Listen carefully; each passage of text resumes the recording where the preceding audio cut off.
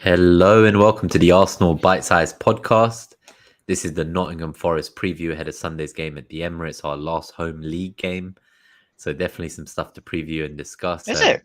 Yeah, it's our last home league game. We do Oh have the cup shit! games Yeah, at home, but that's it. This is it for the league. didn't even realize.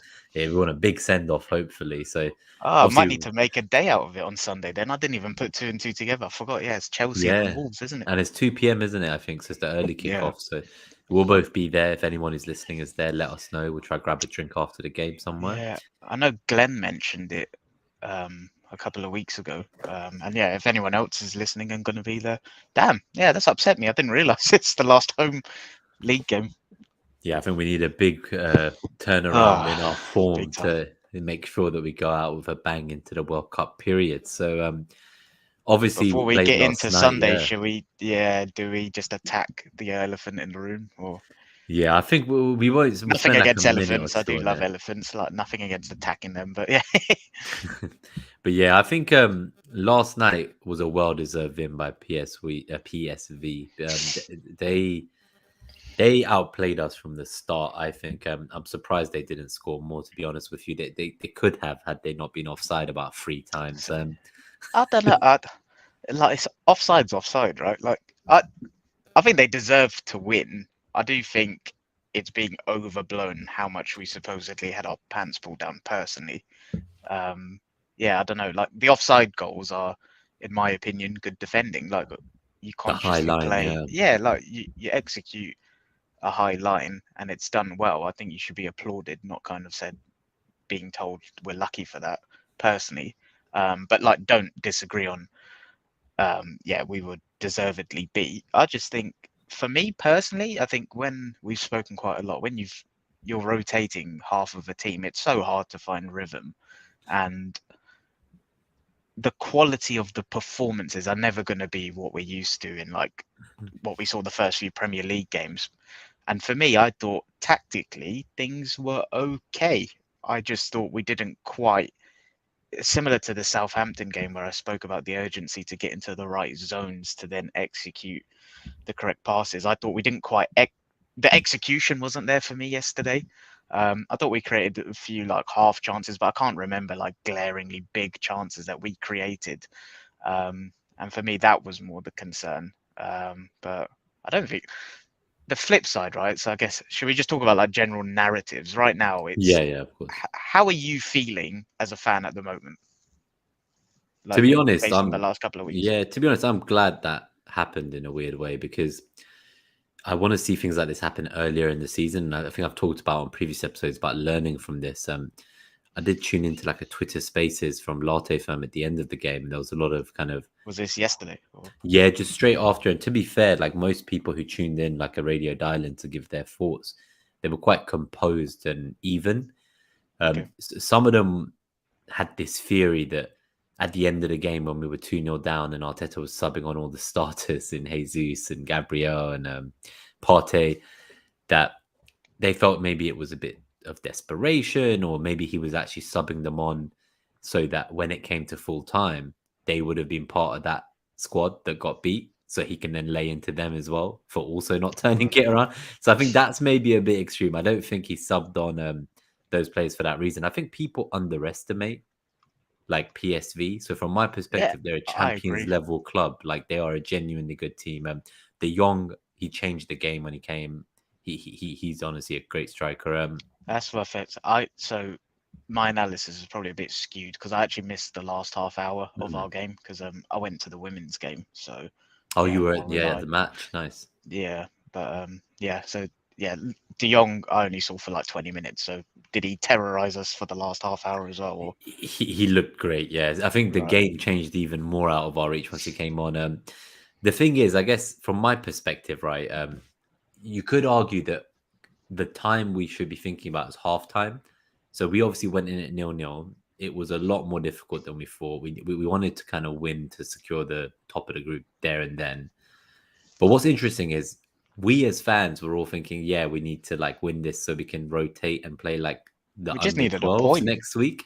Yeah, so they were saying, but they wanted us to play the under 12s next week. So they were saying like, let's get the point and then we don't need to play anyone against Zurich at home. But they asked Arteta, like, does this change anything? And he was like, no. Like, I was always going to All right. go and try to win that game next week. And I was always going to basically like play as strong a team as we can. So Really? I think we as fans, the fact I that it's don't 3 fully days believe before him Chelsea, personally. I don't know. I'm not sure we would rotate as much as we think, but we don't really have the option. So something that I feel has come to light, and I think we discussed this last time, is that we can see that in the league as well against Southampton, like we were saying, like, we wanted subs to come on sooner, maybe like Jesus was left on a bit too long, stuff like that. And I do think it's because the drop off between our first 11 and like the rotation we have available for them, like the Party to Lokonga drop off, the Jesus to Nketiah drop off, like, Marquinhos from Saka drop off, like they're not like for like even Holding, he has done bits, but I don't think he was great yesterday. Prior to that, he was okay. But again, like the drop off from him and Saliba or Gabriel, I'm like, you know what? Like 9 games in October was always going to be tough. Like we were going to hit a roadblock at some point. He seems to believe that, okay, we got through this period now. It was an intense period. We've had our first loss in 10 games. We've only lost to Man United before this season since August. So Yeah. we're in a very unique position. Like to be here and have lost 2 games. And my thought was, if there was a game we could afford to lose in October, it was last night's. This was a game where we lose and we're still top of that group. Yeah. So obviously in isolation, it is very annoying because we needed a point to kind of wrap up the group. And what I was saying on like I don't fully believe him wasn't I'll go play the bloody kids. It was more for me the difference in next week being able to rest Martinelli and Saka and whack in Nelson and Marquinhos. Like you can do that, and that should be good enough to beat Zurich at home. Personally, and like again, yeah, it's nothing to do with go and get kids from the academy. It's like feeling comfortable with the front line of Nketiah, Nelson, Marquinhos, feeling comfortable with holding in there. I think Cedric would have come in for his first appearance had we won. So it wasn't a case of going and chucking everyone willy-nilly. I think it's just going even further down the pecking order amongst the first team squad. Personally, that's how I was looking at it. But to your point, I absolutely agree. I think if you look at when the group was drawn and everything, this would be the one game. So at home, we've always said like we feel like we can beat anyone, right? But PSV away, it's not a bloody easy game at all. And I think I was guilty of being complacent last night. I kind of rocked up to the pub thinking, oh, no dramas, we'll get a point here. Like I was guilty of it. I'll put my hands up. But absolutely, like it's something that when the draw was done, that was one that we all thought, okay, that's the potential banana skin in the group. So if you think of it that way, no dramas. But obviously, it is natural to be annoyed when you're so close. You just need a point. It can potentially open up some breathing room, whether he would have done it or not. That's I think my view is that we win that Zurich home game and that PSV game becomes a footnote in history, right? Yeah. So I'm still more concerned about that loss to Southampton, considering they really didn't create much apart from the goal. It's not like Leeds where they were dominating and we got the win. Yeah, exactly. I think that's what I'm thinking. Like, it's not that big a deal, but I guess what I want to say is at half time, and it was 0-0, I do wonder if some more pragmatism could have been done. Because like I've seen Josh is saying, like, since Arteta came, like he's been consistent saying he wants to win every single game. So I agree with that. My thinking is, when we realized that they were a real force to contend with at home and it was 0-0 at half time, we're like holding on for dear life. And we knew we just needed a point. Could the players like not have taken some responsibility there as well and like just, buckled down and like thought, you know what? Let's just not take any chances. Let's be secure as we can. Like these guys are a threat. Let's just be serious next half. And that's where the whole kind of like fatigue conversation has been coming in over the last few games, because it's almost like this result was coming. Like we've been, I think we've scored 1 goal in the last 4 or 5 games, obviously none yesterday. Oh, damn. Really? So, we've gone from a team at the start of the season that was scoring, I think we'd free scored flowing, yeah. Yeah, like we'd scored 3+ goals in 6 of our 9 Premier League games at the start of the season. And now after in that 4 or Liverpool 5 game, games. it was Yeah, it's just Bodo, completely Leeds, fallen over. Southampton. Yeah, that's interesting. But one thing I think which is also important is look at the others around us, right? So I was annoyed at the Southampton game, and I think I was probably a bit easily dismissive of fatigue. In hindsight, yeah, I was wrong on that. Like, for me, the fatigue discussion was the way we started. So fatigue is something I feel that people only go to when you're losing or dropping points, right? Like when teams play fatigued and they win, but no one talks about it. But it's noticeable naturally when the results don't show. And we always talk about how people's opinions naturally are derived from output rather than the kind of underlying performances. That first half hour at Southampton, no one thought we were fatigued. Absolutely no one. We played Yeah, like we brilliantly. thought we'd be 2, 3 goals up. We Yeah, thought there was no and chance. I think their that own fans were singing it's about only them. 1-0. How shit Yeah, must you be? Yeah. And yeah, like that's the thing. And that game, I think I said on the last pod, we were playing in like if there's a gear stick and there's 5 gears to go up, we were playing at a 2. All we needed to win that game was go up 1 more to 3. That's it. And that's how you manage fatigue. Like when you're playing yourself, like if you've got the ball, football is the easiest game. You let the opposition do the work, right? You control the tempo, you control the opposition's movement, you control their structure, everything you do. That's why possession-based football, 9 times out of 10, if it's done effectively, it wins. And so for me, but going back to the point, I think when you're constantly changing 4 or 5 players to the team, the rhythm gets disrupted.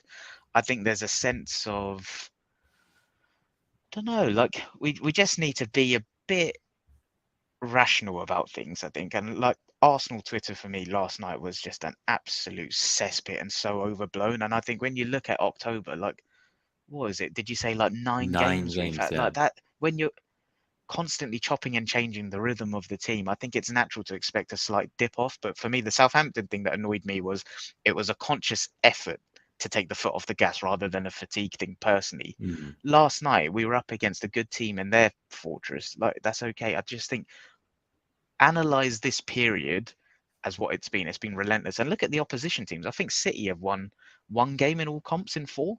Like, I saw a stat earlier on Twitter. Sorry, not a stat, just a tweet, and it was like looking at the top 5 teams across all of the European leagues.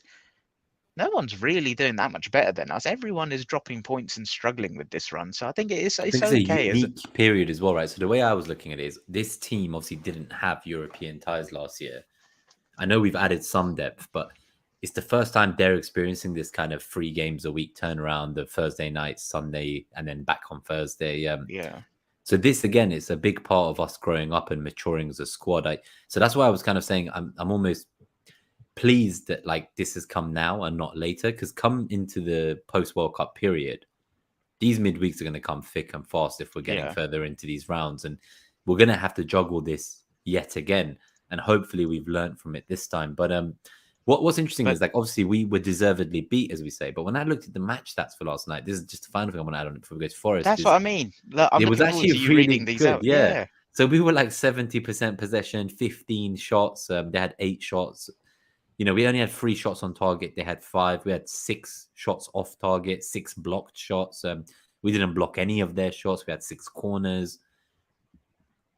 It's almost like there was small periods where, as you say, I think we did okay to like control the game, but we just could not create. And yeah. and And that's that's where I what I mean. wonder It like, was is the fatigue. efficiency and the effectiveness in zones. Like that was it. That the structure was there. We got into the right areas. It was just the actual execution that was lacking. And unfortunately, we got killed. And I'm having a mind blank right now. I can't actually remember one of the goals, but obviously the second one was a Ramsdale mistake. Yeah, and he came out and obviously said like as much like I made a mistake. So he What owned was up the to that. first goal again? I'm having a complete mind blank. I've tried to basically like wipe it all from You've my wiped it, memory. yeah. Yeah, you But know, like it, I didn't what I was enjoy trying, it. what I was trying to get at with my point though is it was 2 clinical moments from them, and like that's all we were missing there. If you look at the volume of stuff, like it wasn't too dissimilar. So I just think it's okay to have an off day like we did against Leeds. Southampton, I personally think was complacency and then a bit of mental fatigue. Last night we were just undone against a team in their own backyard. Like it's not that deep personally, and if you put it in the context of everything else going around, everyone else is in the same boat. And also, I think we've been kind of fortunate to an extent with injuries so far. But the likes of Smith Rowe and El Neni would be so key in this Europa League. Like you talked about the drop off from Partey to Lokonga. As you know, like Lokonga is dividing opinions. I think he's got the potential, but he's quite clearly lacking in defensive areas. I don't think the plan was for him to be playing this lone 6 role this season. Like as we've talked about before with the attempt to get Douglas Luiz, where we saw Lokonga coming on as subs. Because he's Lokonga not going take to be starting with, say, Xhaka and Partey there. And we're in for like Danilo or another CM like yeah. So coming I into just think that January. So I imagine honestly think he needs to maybe go to like the championship, where it's quite physical, and The just spend a year Championship? on, yeah, and just spend a year playing No, football he's on much better loan. than that. He's He's got to much play better than the football. champ. Yeah, He's yeah, but not in the Championship. I think he's like, I think Arteta could cut him out due to attitude. The way I see it is that Vincent Company told Arteta he's going to be world class one day. You should take him, trust me. And from what I've gathered, he was more of an Edu signing than an Arteta one. And we've Right. seen what happened with the other Edu signings, and most of them aren't in the squad anymore.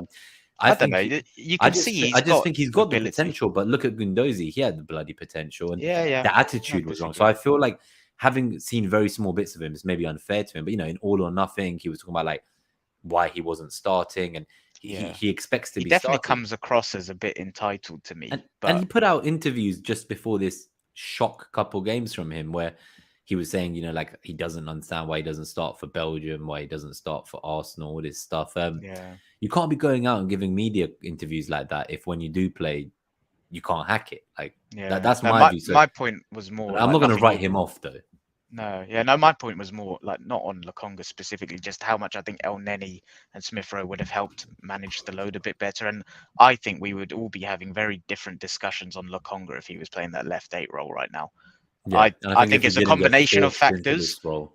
I think it's definitely a combination of factors. I don't like the noises I've heard from him in the press and stuff, but I think footballing wise, it is a different ball game playing that left 8 to the lone 6. And Well, it took Partey yeah, 18 months to do that, and he came in as supposedly at the time a top yeah. 5 world-class But CM. So I guess just to kind of summarize my kind of how I'm feeling at the moment, because like there's no right or wrong on how people feel or perceive or analyze everything at the moment, right? Like football's so subjective. But for me personally, I just look at like we have had a great start to the season. We have got it's not a small squad, but it's not the largest. Like we don't have the flexibility that we would like. We felt going into the season we were still a couple short. That's absolutely been highlighted. But we've had a great start to the season.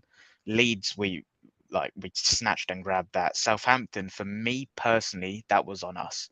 In my personal opinion, that was completely on us. And then PSV, I just think shit happens, man. Like that was always going to be a tough game, and I think we all took our eye off that a little bit and got a bit complacent.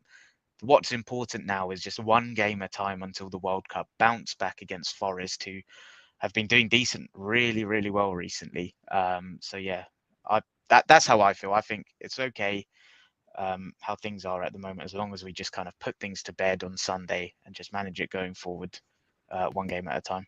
yeah, so talking of Sunday, just before we preview the games, give a couple of shout outs to the guys who tuned in live this Friday lunchtime. So good to see Josh here as well, up the Arsenal.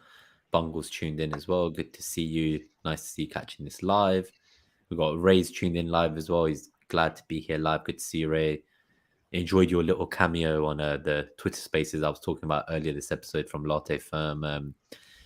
And then we also have Robert Ducky has tuned in. So I've starred your questions, guys, and we will get to them in the Q&A Nice. in about 10 minutes. I Cheers don't for think we'll joining, spend everyone. that. Yeah, cheers for joining. I don't think we'll spend that long talking about the preview. These episodes are normally 30 minutes or less. So your questions will be answered very quickly. I just want to pull up Ray's comment to add to this kind of fatigue conversation and whether it's maybe more mental than physical. So I think there's an interesting point, which is that it's a combination of complacency and poor form for him, and not necessarily physical fatigue. It's actually the mental weight of the expectations with that little drop in intensity. So he has summed up exactly how I was thinking. He's just a better wordsmith to me. That's exactly how I feel. I completely agree. yeah, because I think that's exactly what it is, right? Like we're at a position now where we are way higher up than we thought we'd be. We're in conversations we didn't think we'd be in. We were targeting top 4, and we're in these title conversations, let's say title challenger conversations. With the 9 games this month and what's been going on, I do wonder if just there was definitely complacency at Southampton, that's for sure. And we've seen complacency creep into some of these games. The fact that we're scoring the 1 goal a game, I do think that's coming down more to mental fatigue and I think so. the expectation on their shoulders that suddenly we want them to win every week. We want them to win with 3 goals every week. We're expecting a lot from them just based on like we've gotten quite carried away, I think, with less than a third of the season gone. Yeah, no, I do agree, but I think for me that's the biggest thing is that the Southampton game, I genuinely think once we went 1-0 up, they thought that they could just manage that game and go out 1-0. And you know what Mike said last week about playing 2-0 football at 1-0? That's what I'd like to just go for one more, get it to 2-0, because we've got the ability to do it. And the fact that our manager is talking about it, like there's no need to speculate on. They are not doing the details when they go 1-0 up. And that for me is a complacency thing. Like, unfortunately, we're seeing it with Saliba quite a lot at the moment. Like the basic passes just aren't there. And structurally, we are one of the best teams around structurally. The framework is there for the players to just do their jobs. And that's, for me, the frustrating thing sometimes. Like mental fatigue, I completely get. Expectations, I completely get. But nothing excuses you just doing the basics. And if they do that, we'll be fine. So yeah, hopefully I think see that's that what on. Ramsdale said in his interview. He said, we're going to hit the reset button. And I think Arteta used the same words. Yeah, He he said, said we're going that. to hit the Yeah. reset button. And he said, we're going to go back to getting our basics right. They're not getting the basics right now. So I think they need this reset and they need to come back out strong against Forest and go to that last home league game and, put up a good account of themselves. So Bungle's question is actually relevant to this next section in the Forest preview. So we'll take it now rather than at the end, which is if, Gabriel Magalhaes is out injured on Sunday, would White slot back into the middle? So we have a couple of predicted lineups here. One option with Gabriel in and one option without. Obviously, we don't know anything about the severity. For anyone who didn't catch up with the news, he was seen limping down the tunnel and he had grimace on his face. They say the post-match interview with Arteta, the quotes have come out and he didn't get asked about Gabriel. So we know absolutely nothing. I don't know if we'll even see a picture. I guess everything was about Pablo Mari, right? Like obviously, Well, hope he's all right. so they asked about, have you heard about Pablo? And he said that Eddie was in touch with Pablo Mari's relatives. I've heard good news this morning on Twitter. That's mental, isn't it? That is crazy. He got stabbed in a shopping mall, for anyone who didn't know, alongside some others. Someone has actually died from that incident. Oh, is it? Yeah, so he's now had successful back surgery this morning to help him with the damage to his back. So it's all a bit crazy when you think about what's happened there. So prayers with him and his family. It sounds like he will make it through, unlike the poor person who didn't. So rest in peace to them. But yeah, so they were asking about that. They also asked him about Xavi Simons, and he said, I'm not here to talk about players that aren't from Arsenal. So yeah, I love Arteta. Cool. So the lineup on the left for the podcast listeners. So we've gone with, this is the one with Gabriel out. So we've gone for Ramsdale in goal, Tierney left back, and then Tommy or White either at centre back or right back. We feel that both of them could play the left centre back or the right back role. So it's kind of a toss up there. I don't think we'd see Holding come in. Saliba where he normally plays, Partey, Xhaka, Odegaard in the midfield, and Jesus, Saka, Martinelli as the front three. So the only difference is if Gabriel's in, then the kind of the Tommy Tierney debate continues at left back, I think. Every week. That's every episode these days. Zinchenko isn't quite back on, I don't think, like the team training yet. He is on the grass, Arteta says. So he is getting closer. I do wonder when we will see him. I'd like to think we see him before the tournament. Like, we're proper in the dark, aren't we? Like we're just getting snippets of information. We've not had anything kind of conclusive on him other than he's on the grass, which like we they don't asked know him if how he was long. ruled out for last weekend's game against Southampton, and he said, "Oh no, he's never ruled out." He was almost like, he's like, could he be available? He's like, yeah, he could be available for any of these games. Like, it's just so secretive. He cracks me up. He honestly cracks me up. But I think for me, if Gabriel was out, I would love to see personally Tomiyasu at that left centre back role, because I don't think we'll get many opportunities to see what he can do there. Obviously, as Bungle says as well, Tommy does play left centre back for Japan. He's never done it for us, I don't think. No, I really want to see it as well. I just want to see, because he is, as we say, ambipedal, very two-footed. He could potentially do a job there. But I am very disappointed because I was expecting huge things from Gabriel against Forest. They're pretty poor on set pieces. And from an FPL point of view, I was really hoping to get a goal from Gabriel. But is he in your team? Yeah, I brought him in and White got the assist last week. And now it looks like Gabriel won't play this week in the juicy ties. I went for Benny White, yeah. Yeah, see, you were smart. I always, when I have money in the bank, I spend on the most expensive player instead of just, maybe saving some money for a rainy day. You think I learned my lesson after the last 3 seasons, but this happens to me every time. If Gabriel is fit and in the 11, have you got any strong opinions on Tommy or Tierney this week? Yeah, so I need to look back how many minutes Tierney played yesterday, just quickly. I've got a very strong opinion on it this week, which is not backed up by any data. So I'm just having a quick look. So Tierney played 74 minutes. They Tommy both also played the same. They both got, they all got subbed to send that message to the defenders.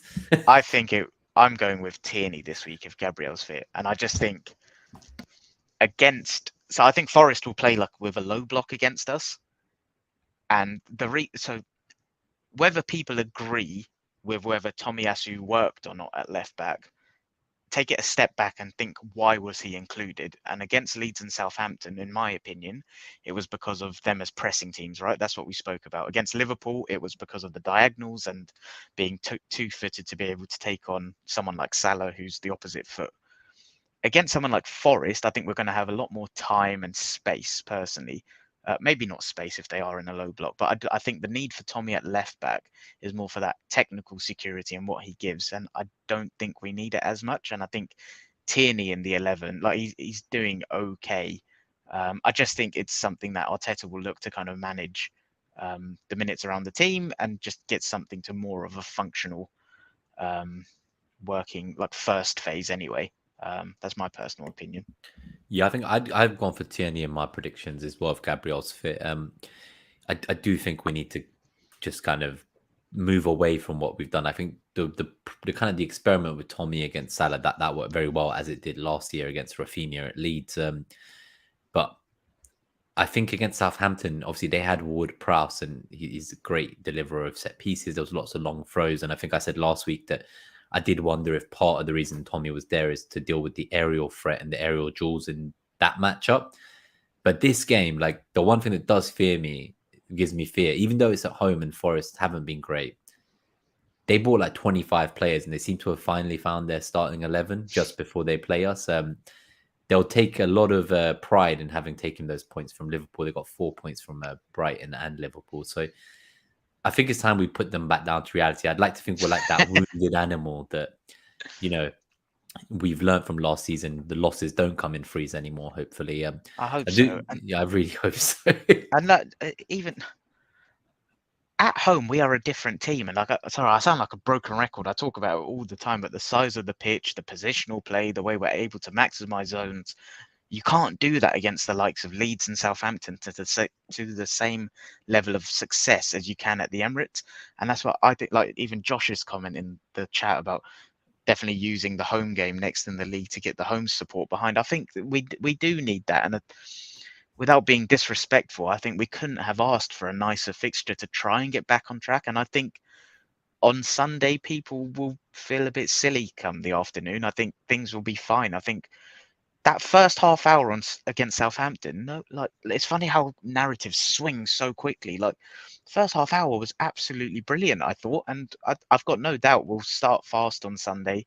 We'll do really well. I think we'll play good football, and I think we'll play the positional play to a T like we know we can. And even I just quickly looked at like some stats on Forest, and I know they're clicking and finding their groove, but they're in the bottom 3 for chances conceded across the left flank, the right flank, and the centre. So left flank, so their left flank, so that's like our Saka, Odegaard finding space in the right half space. They've conceded 50 chances, and that's the 3rd worst behind Bournemouth and Everton. Through the centre, where we have had a lot of joy this season, obviously the likes of Xhaka, Odegaard combining with Jesus, Martinelli sometimes going inside. They've conceded 53 chances, second to Tottenham and Brentford. We saw how we exploited Tottenham and Brentford. And then on the right flank, they're second worst only to Everton with 46 chances. So I think there is the opportunity for us. Control the first and middle phases, get into the right areas, and we should have joy in the final third on Sunday. I'm not going to say it's going to be like 4-5-6-0 or anything. I just think it will be more controlled than people are thinking, personally, when you look at the matchups and how tactically we play at home. Well, we play the same everywhere. It's just easier at home because of the size. That's the all. wider pitch. Yeah. So I think on the note that Bongo says Serge Aurier versus Martinelli potentially. So that's obviously their right flank, where they're second worst to only Everton. Should we go into theirs? Let's use that to look at their lineup. So this was Forest versus Liverpool's lineup. For the podcast listeners, they had Dean Henson in goal, Aurier right back, Cook, McKenna, Williams at left back, Koyate, Freuler, Yates in the midfield, and then Gibbs, White, Awanoye, and Lingard up top. I think Awanoye was a big signing for them this summer. He only scored his 3rd Premier League goal so far. He's been kind of getting minutes on and off the bench. I think they've been struggling to find their right team, but it was interesting to see Brennan Johnson not in this lineup and they went Yeah. without him. So that was interesting. He'd obviously missed a penalty as well the week before. I do think we'll see a very similar lineup to this. I am surprised about Aurier and Williams both playing when they're both technically a right back. So I did think like Aurier was going to replace Williams, but it seems that both have survived and they've both started the last 2 games together. Yeah. So that'll be interesting to monitor and see keep going forward, especially for anyone who owns Neco Williams in FPL. But yeah, so they obviously won 1-0. I think they could have scored more. Klopp was asked about Liverpool, it, and he was right. Yeah, that's the thing. Liverpool could have as well. Like Van Dijk himself would have scored 2-3 potentially in that game. I don't know how he didn't score. So again, it was one of those fixtures where it's unfortunate for Liverpool. I don't think they've actually won an away game yet this season in the Prem. So it is tough. For us, fortunately, we're at home. So I think it's a different level. Like it's not a newly promoted team coming back to the Prem after all this time and all their fans going mental. We have a bit of chance to support the lads and give them that energy that from the last home games I went to. So I think it was Liverpool in the league and Tottenham. I have honestly never seen the home support so loud. Like I think we said every time we conceded, there'd be like a moment of shock. And a few seconds later, the noise would rise again. Yeah. So I'm actually quite excited to go back again this week. I'm also going to go to the Zurich game, which now sounds like it's going to be quite a big one with a very strong team. I think this week is very important for Arsenal, just as an anecdote. So kind of this game to get ourselves going, score a few goals, get the confidence back into the lads. Hopefully can then do the same at home again against Zurich to like build up that confidence, skip 2 unnecessary games in February against a Champions League team that's dropped down, which includes the likes of potentially Barcelona, Ajax, Atletico. There's some people you do not want to be playing 2 fixtures against. Yeah, it's going to be interesting seeing that draw. Yeah, but let's get there first. yeah, exactly. So let's get through this week. I think after we get through that Chelsea game, obviously we then have the cup game against Brighton again at home. I'm sure we'll see a lot of rotation if most of the same team have played on Thursday and Sunday or Saturday, whenever against Zurich and Chelsea. And then the final game will be Wolves away, who have been very toothless. I think they have like 5 goals on the season. Even though it's at their stadium, I'd like to think after resting midweek for the cup game, we'll be fine to go out with a bang in the final match. So for me, really, this kind of Forest game is absolutely needed as a stepping stone back into confidence, get our groove back. Don't put the foot off the pedal if you go a goal up, like go for the kill, get those second and third goals. So I'm very interested to see what the atmosphere would be like. And with a 2 p.m. kickoff, I think it's going to be a lot of fun. I'm hoping it's a positive day out.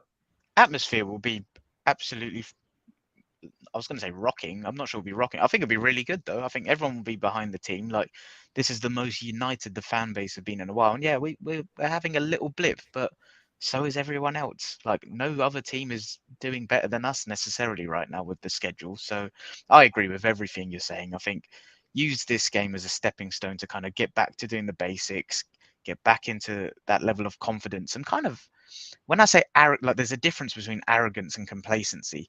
I think get back to that level of arrogance that we were playing with at the start of the season, do the basics, and we should have enough to kill them in the final third in different areas. I think just follow the structure that we have got on the pitch, and we will be able to hurt them in a few different areas. I hope so anyway. Yeah, exactly. So going to the predictions as we wrap up and take a couple of the questions we start. So obviously we got the Southampton one wrong. We predicted the draw in the United game. I think we both went 2-0 for Southampton as well. We did, yeah. So neither of us got correct outcome or correct score. So it's all still the same. We both had 10 wins correct. So 10 wins we've predicted. We've got 9 correct. 1 draw we predicted. There's been 1 draw, but we predicted a draw in United game, not Southampton.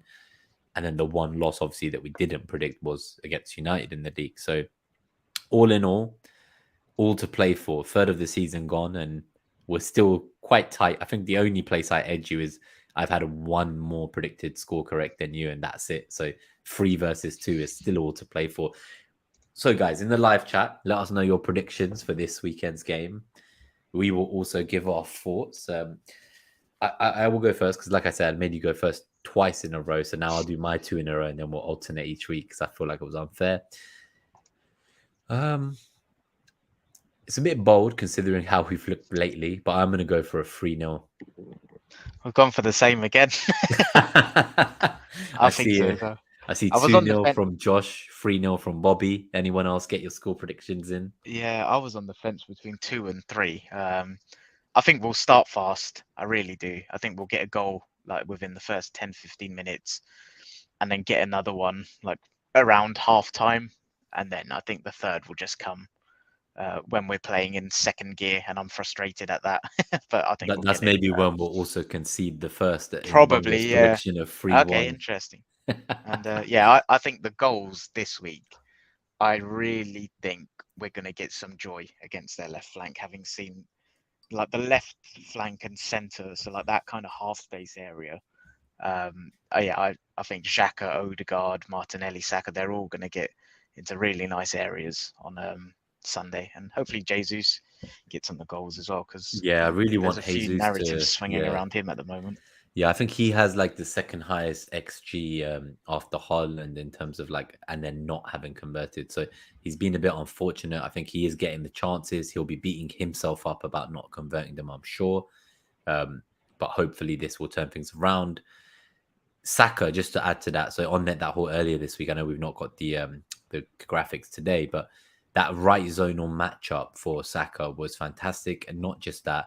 In the captaincy metric for FPL that Mariner does, Saka came out top first. Is it? Yeah, so and like obviously Haaland was like literally right there, like 1 point below him. Let's say like one was 93, one was 92. Saka's higher than like Salah.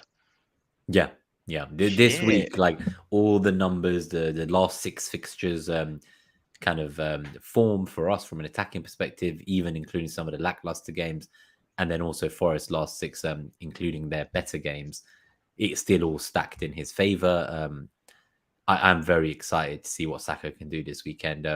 If we knew Haaland was out, there is a world in which I would captain him over Salah. So Interesting. Okay. Yeah, because obviously I looked at the kind of basic stats in terms of the chances conceded on each flank, and immediately I was thinking, oh, if Saka and Odegaard can link up in that half space and kind of isolate whoever's at left back, yeah, look, how I see some success tomorrow. You remember that Watford away game last season, when Odegaard and Saka just put on a clinic in that half space and right zone, and they completely isolated like Danny Rose, and we scored some beautiful goals.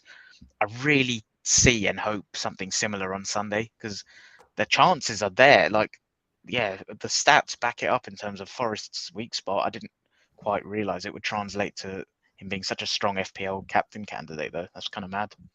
yeah, no, it's definitely a bit of a interesting week on that perspective, especially if we get news on Haaland, because the deadline is just 90 minutes before City kick off. So maybe we're going to be seeing I'm some sure we'll get fake some team accounts news. coming out and fake news, and it'll be interesting to try and keep on top of that tomorrow. So let me take these 2 questions in the chat and then we'll get out of here. So Robert Ducky asked about Odegaard. Is it his time to shine? So I think he's obviously also looked a bit lackluster in the last few games, but who hasn't in the team?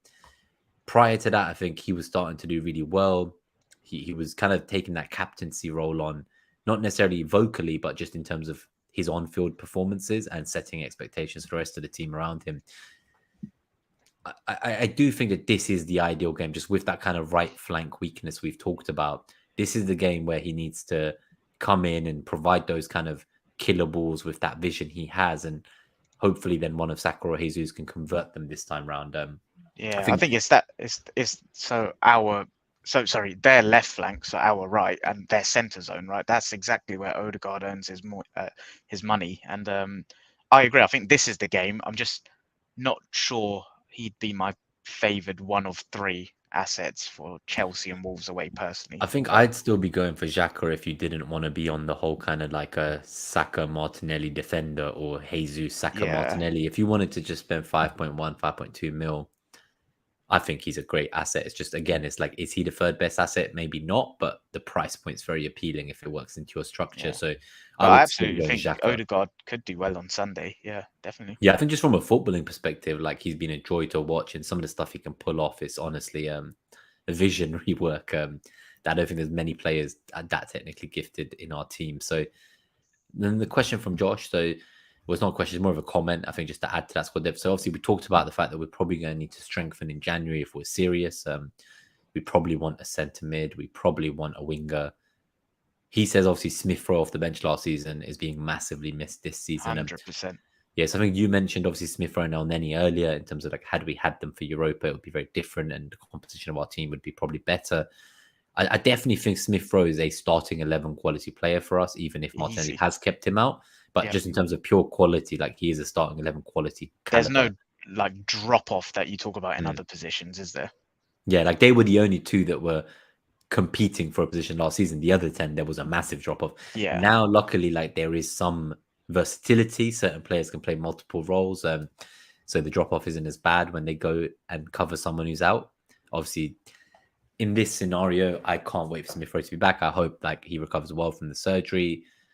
It's probably come at a good time. It sounds like the operation he had is actually from a long-standing issue he's had for like years. Like he's been growing, he's still not finished growing, and I think as part of that, like they say that young men when they're growing, like he's basically ended up with like a groin injury that's just constantly plagued him for a few years now. Yeah. So this was like a much needed It's a intervention, I short-term think. hit for like long-term gain, right? Like, and he will be if he comes back and his recovery's fine, he will like. I think as fans, we underestimate the impact of like just injured players coming back. Like I know Arsene Wenger, we used to take the piss about like a new signing, but someone you nailed it. Like Smith Rowe is starting 11 quality. Like Martinelli's done well to keep him out of the 11, but having him in and around is going to be absolutely huge in the second half of the He's like season. your 12th man, 13th man. Like he's the first one to come on with Nketiah. Like they like we were saying, we didn't have game changers to sub on in some of these last few games where we struggled, and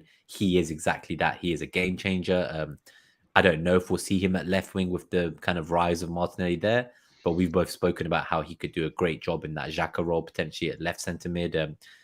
Just imagine his kind of goal scoring capabilities, arriving in the box late, getting onto the shots from the edge of the box, He like gives us so much. Yeah, we're missing him big time at the moment. big time. Then just to say this couple of things. So I think this is again, it's not a question, but I just thought it's worth putting out there. So comment from Robert Ducky about expectations need to be calm because we're talking about like, the mental fatigue. With the exception of City, every other club has struggled from consistency. Arsenal have been the second most consistent. The others seem below par from last season. Exactly. So I And think even when you that, look at the like I said, groups, yeah, like City have only won 1 in 4 as well in all comps. So yeah, so everyone's kind of struggling with this 9 games. There's never been the case where all the European ties need to be played before like November for a World Cup. This is a unique season. Things are going to look very different. I think everyone's going to deal with it differently. But when you look at all the other teams, so you look at Tottenham, they had VAR rule out like a goal that could have topped the group for them. They are top of the group now, but if they lose the next that tie, produced some yeah, sensational yeah. content. Well, if they lose the next tie, Twitter was and hilarious. yeah, so if they lose that next tie next week, and in the other match in the group, one of the teams wins, they will also drop down to the Europa. So this is how tight the groups are. Like in Europe, when you look around them, you look at United, they need to win by 2 goals at least away at Real Sociedad. So Oh, is again, it? that's not going to be an easy one for them. They could also be getting into that second place position and having to play a Champions League team when that round of 32 happens that we're hoping to skip by topping our group.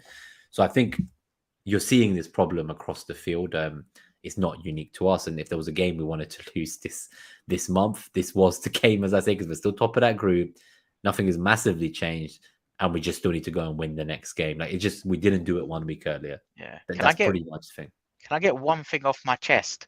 I will never understand the Arsenal fans in the summer that were like no to Rafinha because where will he play? This, that, like that is wild. I To will turn never down a get that. player like that I at will that level in the Prem who was playing week in, week out like that for Leeds.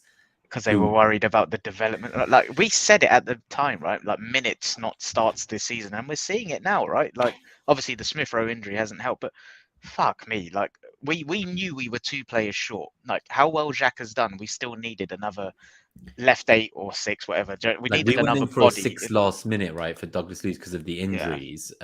We didn't get him, and in directing our focus on that, we also missed out on the winger that we wanted. So it's like we know that there's 2 positions we want, and we have a yeah. huge 6 weeks during the World Cup where we can be negotiating with agents. We can have people in the World Cup stadiums talking to the agents of the players while they're playing. We're going to have our training camp in Dubai in the hot weather. We've got 2 friendlies lined up already, as have some other Prem clubs. And if players from our team drop out the World Cup early, they're also going to fly to Dubai to take part in this training. So we're going to make sure the guys who don't go keep playing, play competitive, keep the match fitness up. And then we're going to bring in the rest of the team as they drop out the tournament. Yeah. And we're going to be able to speak to these agents. This never happens in January, right? January is normally a tough window to get players because it's in the middle of a season while games are happening. We've got a unique situation to, if the Cronkies, like we've seen them before, right? Where they own other clubs and they've seen an opportunity to go and win, they will make that big signing. And I just feel like we're so close to that hurdle. But if we're scoring one goal every game for like 4 games, that's not a championship winning level quality. No, City wouldn't do that. But as in, if we want to get into that level, maybe this is what the Cronkies do. They say, you know what, this team is competing up there. Like maybe they can't sustain it a whole season, but they're competing. Let's see where we're at. Obviously, the players and Xhaka have said they want to go into the World Cup top of the league. So if we're there, it would be foolish to. My point was just more around like, I don't think we were ever going to actually get Rafinha, but I admired the kind of attempt. But there was just so many split opinions on whether it was the right decision or not. And like, stop thinking of positions and just think of like the attack as a group. And you need versatility. Like you need 5 for 3.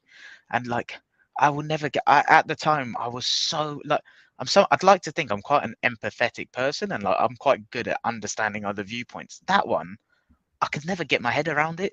Like people talking about stunting Saka and Martinelli's growth and this, that. Like you spoke about it earlier, like needing game changers. Like it is okay for these players to share minutes. They absolutely need to over the course of the season, and we are one light in that area. So that was just a frustration of mine because like we are seeing it loud and clear right now. Yeah, couldn't agree more. So before we get out of here, just to say Bungle's comment as well about Smith Rowe, just to add to that depth and having game changers off the bench, as you say. So he's saying just imagine a full strength and injury-free Smith Rowe post-World Cup integral to the push for the rest of the season. So yeah, I definitely think people are like, it is cliched, but it is like a new signing. It genuinely is. Like, we've not seen the guy once this season. Like it will be like we've got a new January signing, hopefully, and he's recovered. Yeah, he just had that one Europa appearance, I think, wasn't it? Yeah, and that was it. Cool. So thank you everyone for tuning in on Friday afternoon. May we win on Sunday, hopefully, and get back to winning ways and goal scoring ways. More importantly, if any of you are at the Emirates or around after the game, let us know. We'll meet you guys after for a few drinks. But yeah, it's been a great to catch up with you, Clayton, and look forward to seeing you on Sunday. See you Sunday. Up the Arsenal. Up the Arsenal. Enjoy the rest of your afternoon, everyone. Take care. Cheers, everyone. Bye.